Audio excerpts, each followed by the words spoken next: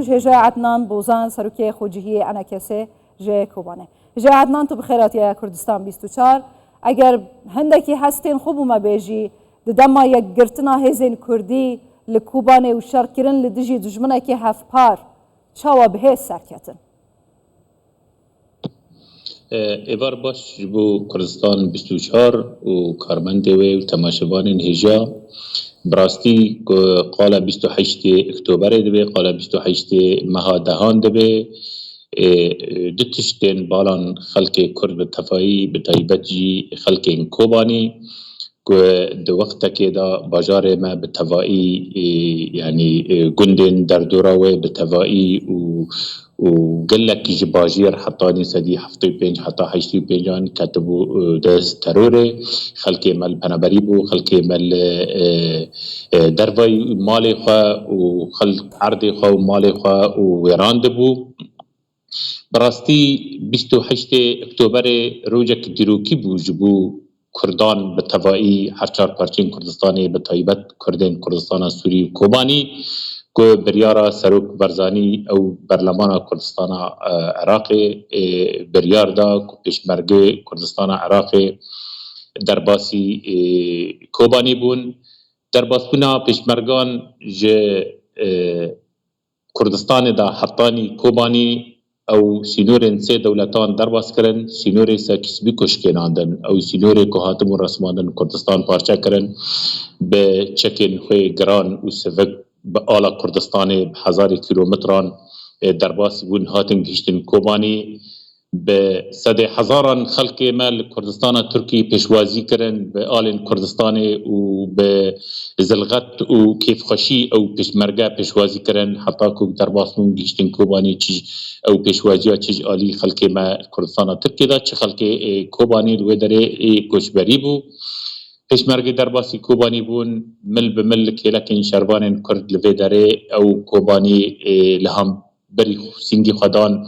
ترورک وقت ترور داعش و ترورک عالمی هات ناس کرن جیانی دنیا تولی راست بو او هاتنا پیشمرگان پشتی لحف کرنه که جالی و چاقه پیاده و انجمانا نشتیمانی کردی بو اتفاقا لحف کرنا دهو که او لحف کرنه عجله بو پیش سرپرشتیا سروک برزانی بو او لحف کرنا چی بو او لحف کرنا بو سیوانه که انو پیشمرگای درباسی ور ببن هاتنا پیشمرگان گیشتی کوبانی بو سیوانه کو شرعیک دا تحالف الدولی او تحالف الدولی او بلافر تیاره خراکن عزمانان وانا تغطیت کر و پیشمرگان و شرفان کرد لسر عرده او داعش لکوبانی شکناندن داعش لکوبانی هات شکناندن که کوبانی ریزگار ببیج ترور خلق کوبانی ملت کوبانی خلق خفگر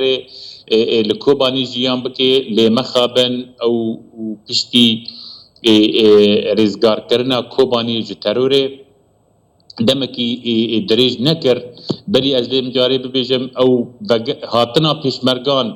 او پیروز بو هاتنك پیروز بو جن خلقي بتبعي دما جنابه هوات اغفيت اللي كلك هوا اموينيان دبينين غاوا پیشمرگه جباشور کردستان جهولي را پایتخت درکتن بر باکور کردستان و جورجی بر روجاوای کردستان بو یک آرمانجه بو او جی رزگار کرنا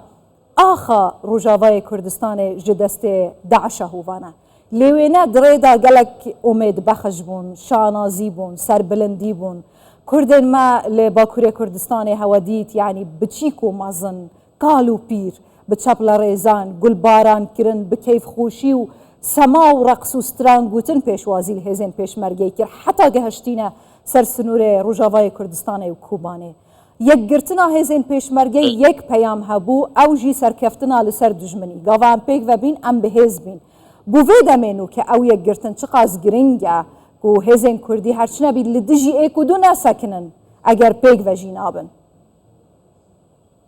من افا بوغوتا مامستا سپاس جبو پرساتا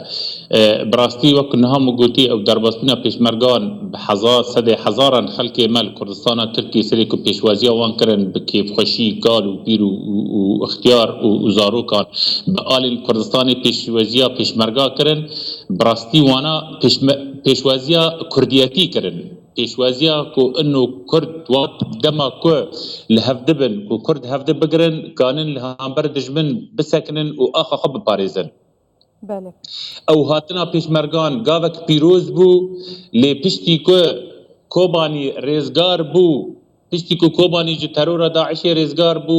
به آلیکارین هیزن کردی پیشمرگه و یپگه و یپجه شروان کرد لوی داره او هاتنا خگاوک پیروز بو وگر روان او جم خلقی ما گلکی جی سر بلندی بو کو پیشمرگان کوبانی ریزگار کر بیکو در دسوردان د آخا کردستان سوری دا بکن بیکو دسوردان د خلقی وی داری بکن او بریارک سیاسی هاتن او بریارک سیاسی جی وگریان کردستان او جین وگرین جی خو سکنات خو عسکری او جی خو ازگار کرنا کوبانی جبو کو انه او خلقی کوبانی وگره مال خو سر ملکی و عرض خو پلانبری خلاص ببه لمخابن او دمك دريج ناكر بشتيوي هاويدا او كومكجيا كوباني تشيبو كومكجيا كو شفك طاريبو براستي ما كوباني نوبليت كان ليله الغدر يعني شفا غدر بكوباني بو او ترورا كو خلكي كوباني بكشت حطاني ريهرو امنزان او كجارانا كويبن جوات شاغده حطانها او اسطنجي لبيش خلكي ممارسات سياسي لبيش خلكي كو اسطنجي تشيدبن حطانها نهشتي خلك بقر مالخه بقرن سر اخخه بقرن سر عردو ملكي خه اللي ترسي هاوي جوات شاغي بردا روج بروج كردستان سوري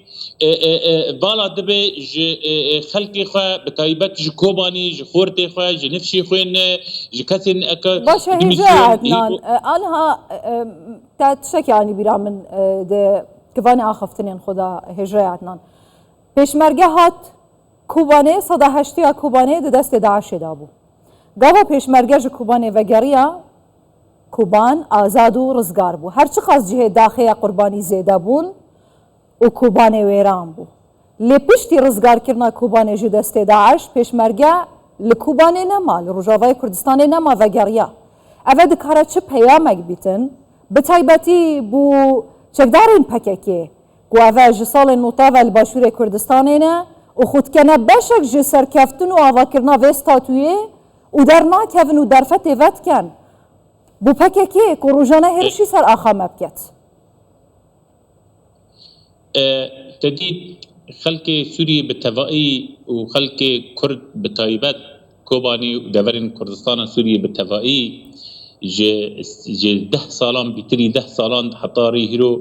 اموک خلق فاتورا صراعات دولي واقليمي وجيرانا ددن هيرو ام لكوباني وكردستان سوري بتوائي حتى ديري كده دس بك حتى عفريني ام نتيجه او صراعات بككي وتركان هيرو خلكي ما وتمني ددي خلكي ما وقلني وصراعات وان ددي او دسوردانا كردستان تركي سوري دا عفوا او دسوردانا بككي كردستان سوري دا هيش ريج تركارا وكي تركان لوي زريعاك دان تركان كردستان سوري خار بكن ارمانج هيرو ام دبين كردستان سينور انسا كسبيكو نما كردان دانينا سينور انسا كسبيكو نبي اراده كردان هاتن دانينا هر پارچاك پارچين كردستاني هر پارچاك پارچين كردستاني تايبت منديا كويه خلقي ويه ملتكي ويه احزاب سياسي لو دارهن بارتين سياسي او كانن دفرخه بريفا ببن او كانن بيكو دسورداني برام دوستي هفدبن ام جهفت حزبكن ام ببن اليكار وقت چاوا کو پشمرگين كردستاني هاتن مگوب 1000 کیلومترات هاتن گیشتن وی داری کوبانی رزگار کرن برا ام آلیکار بن گاوا کو ام بحوجتی هفن بیکو ام زراری بگین هفته بیکو ام خساری بگین هفته کردستان ترکی ساحا تکوشینی جبو حمو کردن ترکی او شكل ورنجي وحقوقي خا مافي خا تشاوات خازن ام بمافي وان رانا دهندري كردستان تركي بيكو دس ورداني بكردستان تركي بكن جالي كيدن تركي تعامل دبي جالي كيدن تركي تعامل دبي خلقي مرة بملتي مرة بكردستان سوري بتوائي بحجتا بككي خلق هيرو بده مؤسسات